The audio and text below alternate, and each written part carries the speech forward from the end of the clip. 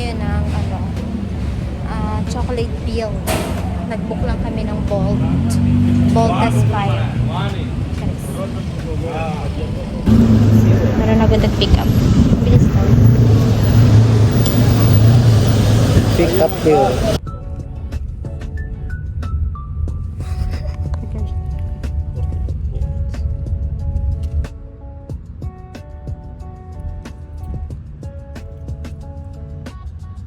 So, andito na kami ngayon sa chocolate peel. Yung attraction po dito din to, no? Oo, yes.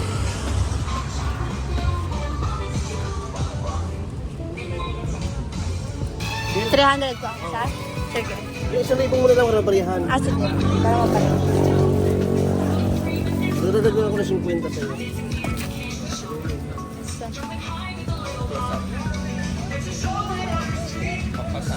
Isang 50 pa lang. Para saan po ito? Isa yung brother. Para saan po ito? Free. Ito, free. Free?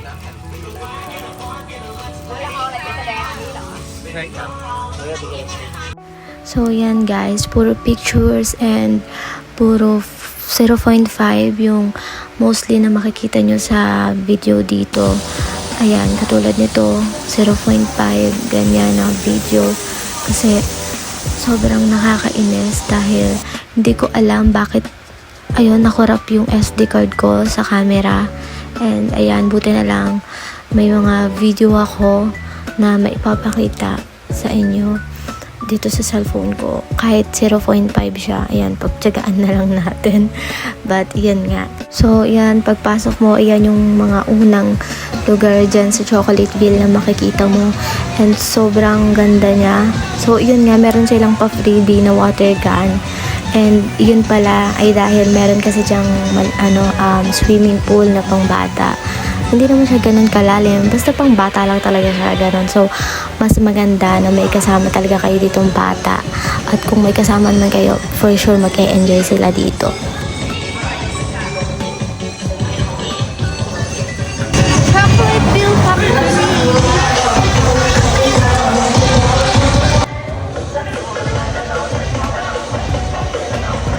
So, iyan, Songkran. Kasi malapit na yung parang fiesta sa kanila, which is yun nga yung tinatawag nilang Songkran. And yung Songkran na yun yung basaan lang talaga, ganyan. Pero syempre may mga rules naman sila doon.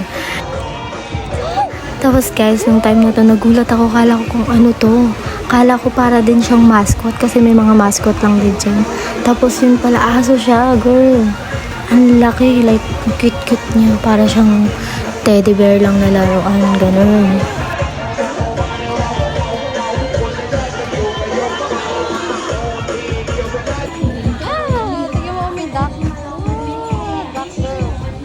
Tapos guys, di ba pag nag-avail kayo, pag pumili kayo ng ticket, sa ticket na yun may kasamang parang freebies. So, pupunta ka dyan para i-claim and ikaw na lang yung mamimili kung alin doon. So, kami kasi ang pinili namin yung tubig and yung water bottle na yun, ang cute nung nung bote. Eto guys, dito ako nawindang.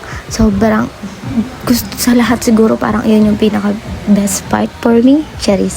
Yan, CR lang yan pero ang ganda sa loob. CR lang to, guys.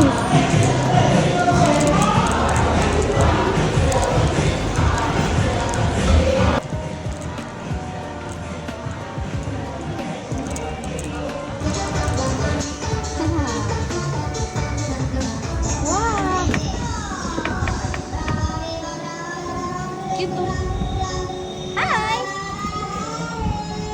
Nakamimesi sa ganda ko. Isa sa mga nagustuhan ko dito ay yung ambience. Sobrang relaxing at presko tignan ng paligid. Perfecto kung gusto nyo mag-relax, mag-date kayo, o kaya mag-picture para sa social media. Ganyan. Kasi sobrang ganda. Tulad nga ng sabi ko, diba? Kahit saan ka magpunta, sang sulok man yan, Instagrammable, girl. Tapos syempre guys, meron din naman dyang mga kainan. So, kung nagutom kayo, ganyan, syempre hindi dyan mawawalang pagkain. And madami naman silang ino-offer na iba't ibang pagkain from side dishes hanggang international food. Meron din naman. Mukhang masasarap lahat. Pero hindi kami dyan kumain, syempre. Kasi busog naman kami nung pumunta dyan. And wala kaming balak kumain dyan talaga. Mamasyal lang talaga. So, nung nandito ako, actually, para akong bumalik sa pagkabata ako kasi ang ganda talaga, girl. Tapos, yan yung pagka-sunset. Basta ang ganda lang talaga. Ang sarap lang sa feeling. And also, alam mo yun, mas maganda talaga na pumunta ka din dito ng hapon na. Yung paggabi na din, ganon. Kasi, maganda siya pag gabi na. Actually, alam kong medyo nakakahilo pag punay ako ikot, no? Kasi puro 0.5 tong compilation ko na to. Pero yun, gusto ko lang kasi makita nyo din yung nasa paligid nito. Kaya ako paikot-ikot lagi sa mga video ko, ganyan. Okay, syempre, for the outfit check.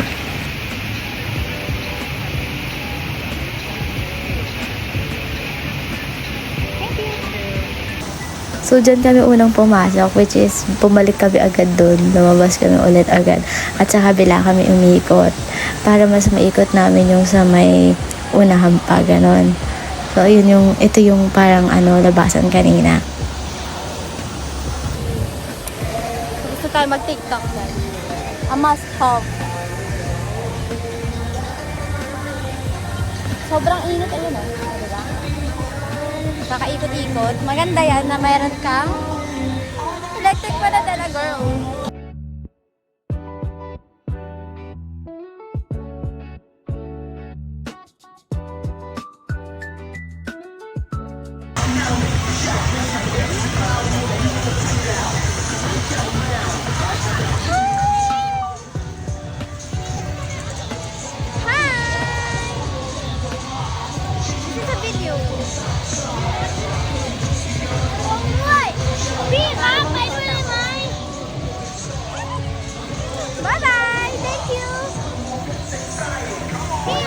So, habang nagbi-video ako, kasi ito yung pinaka nila parang palabas nila, ganon.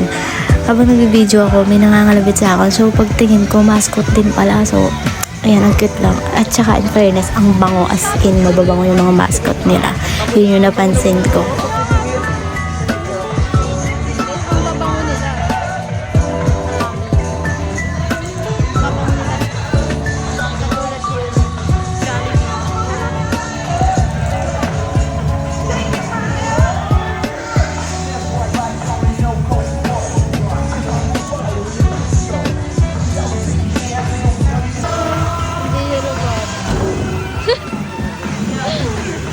May pagtalon pa eh.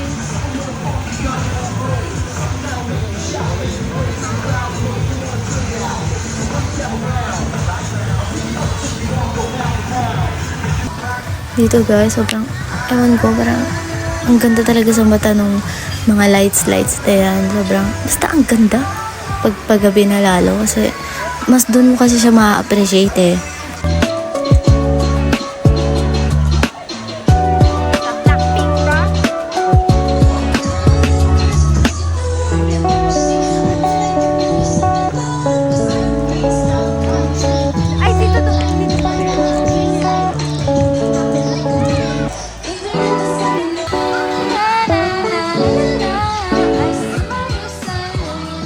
So, yan, pauwi na kasi kami. Kaya nag-CR muna kami. Kasi yun nga, mahaba-habang biyahe, ganyan.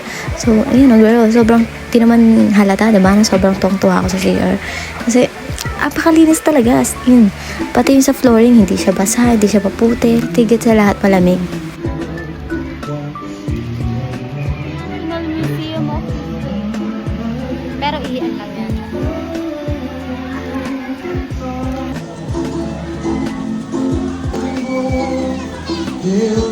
Much more than you know, and to myself, what a wonderful world.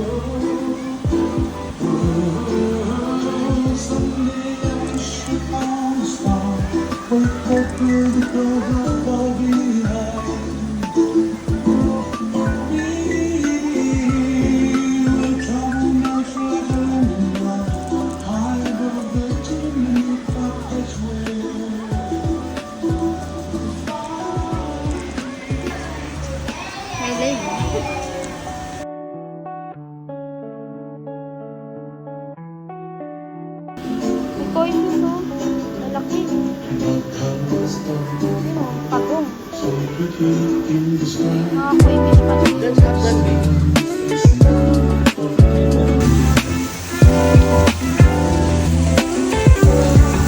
Dahil gabi na, ayan. Sa may gilid niyan, andyan yung poolside na pambata. And dahil gabi na, mas maganda siyang tignan dahil bukas na lahat ng ilaw dyan. So, eto, yan yung view niya sa gabi. Sa may entrance to. Kasi pauwi na kami. Minute ko to dahil tayo ay makaka-copyright. And also, napansin ko lang din dito na meron din pala dyang rides na pambata. So, talagang may enjoy talaga nila dito. Maano pala yun? Maandar pala yun. So, ito, minute ko na siya kasi yung background music baka tayo makapiright, ganyan. So, ang sinasabi ko dito ay mas maganda ay may baon na kayong pagkain nyo kung mas gusto nyo makatipid. Pero kung gusto nyo namang matikman din yung pagkain sa loob, eh okay lang din naman. Katulad nga nasabi ko, mukha namang masasarap. Pero kasi, medyo may kamahalan. Pero parang ang tingin ko kasi is hindi siya ganun kasulit since parang for me, konti siya ganun or hindi ko lang namin nasubukan ganyan. Hello.